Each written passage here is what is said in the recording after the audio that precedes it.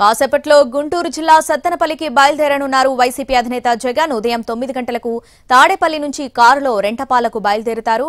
11 గంటల నుంచి 12 గంటల మధ్య నాగమల్లేశ్వరరావు కుటుంబాన్ని పరామర్శిస్తారు. అయితే జగన్ పర్యటనకు పోలీసులు ఆంక్షలు విధించారు. శాంతి పోలీసులు 3 కార్లు 100 మందికే పర్మిషన్ ఇచ్చారు. ఎక్కువ మందితో వస్తే అనుమతి ఇచ్చేది లేదంటున్నారు పల్నాడు ఎస్పీ.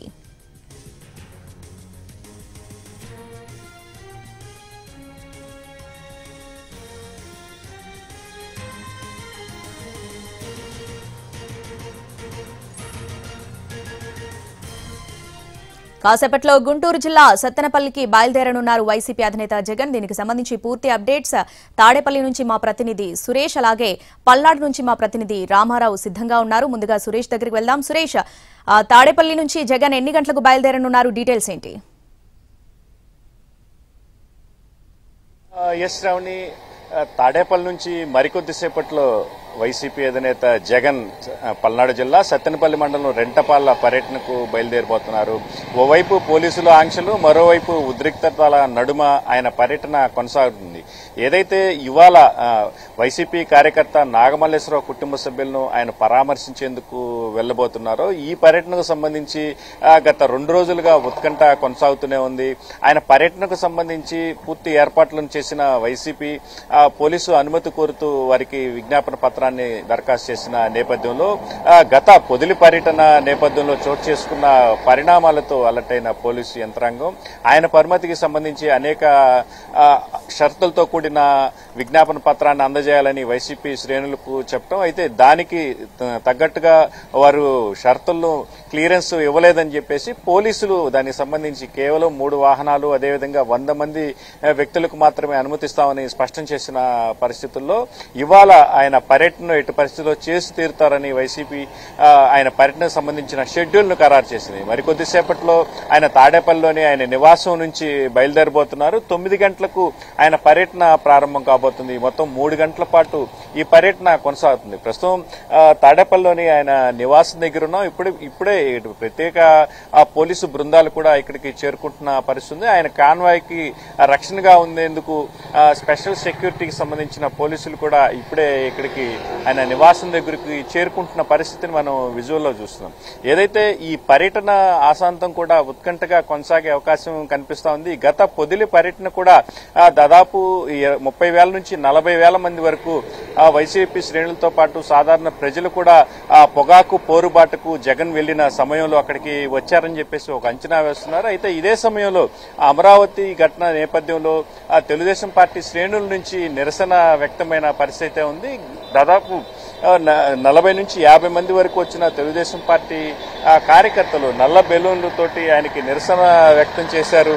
అమరావతి మహిళలకు ఆయన క్షమాపణ చెప్పాలంటూ ప్లకార్డులను ప్రదర్శించి నిరసన వ్యక్తం చేసిన నేపథ్యంలో అటు వైసీపీ కార్యకర్తలతో పాటు తెలుగుదేశం పార్టీకి సంబంధించిన కార్యకర్తలకు మధ్య రాళ్ల దాడి జరిగిన పరిణామాల నేపథ్యంలో అటు వైసీపీ కార్యకర్తలపైన కేసులు నమోదవుతాం తదితర పరిణామాల నేపథ్యంలో శాంతి భద్రతల సమస్యలు తలెత్తాయని పోలీసులు ఆయన పర్యటనకు సంబంధించి అనేక ఆంక్షలు పెట్టిన పరిస్థితి ఉంది. ప్రస్తుతం అటు సత్తెనపల్లి నుంచి రెంటపాళ్ల వైపు వెళ్లే వైపు కూడా దాదాపు ప్రతి 2 కిలోమీటర్ల కొంత ప్రత్యేక చెక్ పోస్టులను కూడా ఏర్పాటు చేసిన పరిస్థితి. జగన్ పర్యటనకు వచ్చే వాహనాలను కూడా పూర్తి స్థాయిలో ఎక్కడికక్కడ నిలిపివేస్తున్నారనే సమాచారం కూడా అందుతుంది. అయితే ఈ పర్యటనకు సంబంధించి ఏదైతే జగన్ ఇక్కడ బయలుదేరిన తర్వాత అక్కడికి వెళ్లే వరకు ఇక్కడి నుంచి కాన్వాయ్తో పాటు అనుసరించే వాహనాలను పూర్తి స్థాయిలో అనుమతిస్తారా, లేక కేవలం జగన్ కు ముందుగా అనుమతించినట్టు ఆయన కాన్వాయ్తో పాటు కేవలం 3 వాహనాలు మాత్రం అనుమతిస్తారా అనే అంశం మాత్రం తెలియాల్సింది. మరోవైపు పల్నాడు జిల్లా ఎస్పీ కూడా ఇప్పటికే అటు రెంటపాళ్లతో పాటు సత్తెనపల్లిని కూడా పూర్తి స్థాయిలో పర్యవేక్షిస్తున్న పరిస్థితి. గురజాల అదేవిధంగా మాచర్ల వైపు నుంచి వచ్చే వాహనాలను కూడా ఎక్కడికక్కడ నిలిపేస్తున్న సమాచారం అవుతుంది. మొత్తం మీద ఈ పర్యటన మొత్తం పూర్తయ్యే వరకు పూర్తిగా ఉత్కంఠ కొనసాగే అవకాశం ఉంది. వైసీపీ శ్రేణులు కూడా దీన్ని అత్యంత ప్రతిష్టాత్మకంగా తీసుకున్న నేపథ్యంలో ఈ పర్యటన ఎలా సాగబోతుందనే ఉత్కంఠ మాత్రం పూర్తిస్థాయిలో కొనసాగుతున్న పరిస్థితి ఉంది. శ్రావణి, రైట్ సురేష్, మీరు హోల్లో ఉండండి. రైట్, పల్నాడు వెళ్దాం. అక్కడ మా ప్రతినిధి రామారావు ఉన్నారు. రామారావు, జగన్ పర్యటనకు సంబంధించి ఉత్కంఠ నెలకొంది. పోలీసుల ఆంక్షల నేపథ్యంలో అక్కడ ఎటువంటి భద్రత ఏర్పాటు చేశారు, డీటెయిల్స్ ఏంటి?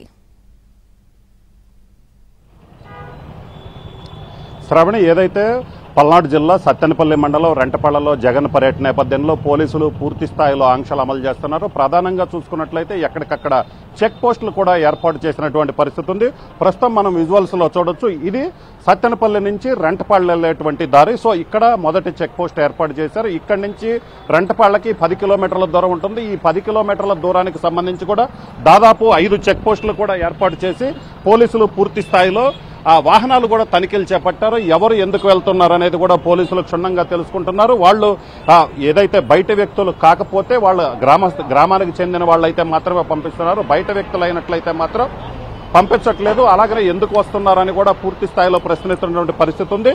మరోవైపు చూసుకున్నట్లయితే ఏదైతే పెదకూరపాడు అటు సైడ్ నుంచి వచ్చే వాహనాలన్నింటినీ ఇక్కడే ఆపేస్తున్నారు. అలాగనే పోలీసులు ముందుగానే క్లియర్ గా చెప్పారు, కేవలం కాన్వాయ్తో పాటు జగన్కు సంబంధించినటువంటి 3 వాహనాలని అనుమతిస్తామని కూడా చెప్పిన నేపథ్యంలోనే పోలీసులు పూర్తి స్థాయిలో భద్రతా ఆంక్షలు ఏదైతే పోలీసులు ఆంక్షలు పెట్టారో అవి పూర్తిగా అమలు చేస్తున్నటువంటి పరిస్థితి ఉంది. మరోవైపు పల్నాడు జిల్లాలోని మాచర్ల, గురజాల నియోజకవర్గాల నుంచి వస్తున్నటువంటి వాహనాలని కొండమూడు వద్ద, రాజుపాలెం మండలం కొండమూడు వద్ద పోలీసులు పూర్తి స్థాయిలో తనిఖీలు చేపట్టారు. విజువల్స్ లో చూడొచ్చు. ఈ చెక్ పోస్ట్ దగ్గర కావచ్చు, భారీ స్థాయిలో ఏదైతే చెక్ పోస్ట్ తర్వాత కూడా పోలీసుల్ని భారీ స్థాయిలో మోహరించినటువంటి పరిస్థితి ఉంది. అలాగనే రెంటపాళ్ల ఏదైతే జగన్మోహన్ రెడ్డి పర్యటించేటువంటి రెంటపాళ్ల గ్రామం మొత్తం కూడా పూర్తిగా పోలీసులు తమ అదుపులోకి తీసుకున్నటువంటి పరిస్థితి. అలాగనే జగన్ వెళ్లేటువంటి ప్రధాన వీధి ఏదైతే ఉందో ఆ వీధి చాలా ఇరుకు వీధి.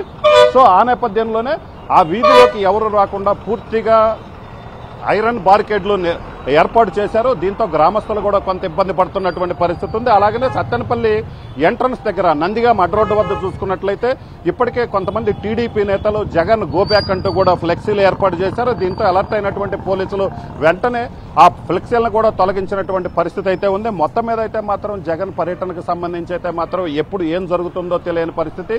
పోలీసులు అయితే మాత్రం క్లియర్ గా తాము చెప్పినటువంటి ఏదైతే కండిషన్స్ ఉన్నాయో ఆ కండిషన్స్ ప్రకారం అందరూ నడుచుకోవాలని చెప్పడం జరిగింది. ఇప్పటికే చాలా మంది గ్రామస్థాయి నేతలకు పోలీసులు నోటీసులు ఇవ్వడం జరిగింది. అలాగనే జన సమీకరణ ప్రధానంగా ఇక్కడ చూసుకున్నట్లయితే జగన్ పర్యటనకు సంబంధించి భారీ స్థాయిలో పల్నాడు జిల్లాకు సంబంధించి చుట్టుపక్కల నియోజకవర్గాల నుంచి జనం వస్తారని పోలీసులు అంచనా వేస్తున్నారు. సో ఈ నేపథ్యంలోనే గ్రామ స్థాయి నేతల నుంచి మండల స్థాయి నేతల వరకు అందరికీ కూడా ఇప్పటికే పోలీసులు ఫోన్లు చేయడం జరిగింది. వాళ్ళకి సంబంధించి జన సమీకరణ చేయడానికి వీల్లేదు. జన సమీకరణ చేసినట్లయితే మాత్రం ఊరుకునేది లేదు. ఎందుకంటే ఆల్రెడీ ఆంక్షలు పెట్టాము. అలాగనే అక్కడ జన సమీకరణ చేసినట్లయితే కొంత ఇబ్బందికరమైన పరిస్థితి వస్తుంది. లా అండ్ ఆర్డర్ ప్రాబ్లం వస్తుంది. కాబట్టి ఎవరూ కూడా రూల్స్ వైలేట్ చేయొద్దు. పోలీసుల ఆంక్షలు ఏదైతే ఉన్నాయో ఆంక్షల ప్రకారమే నడుచుకోవాలని కూడా సూచించినటువంటి పరిస్థితి ఉంది.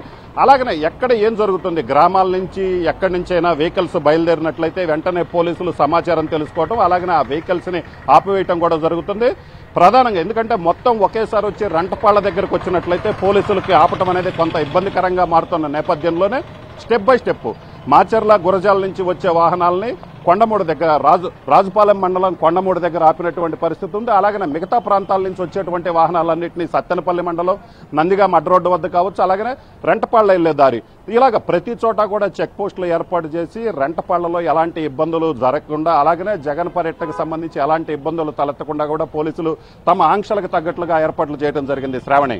Right Ramarao, thanks.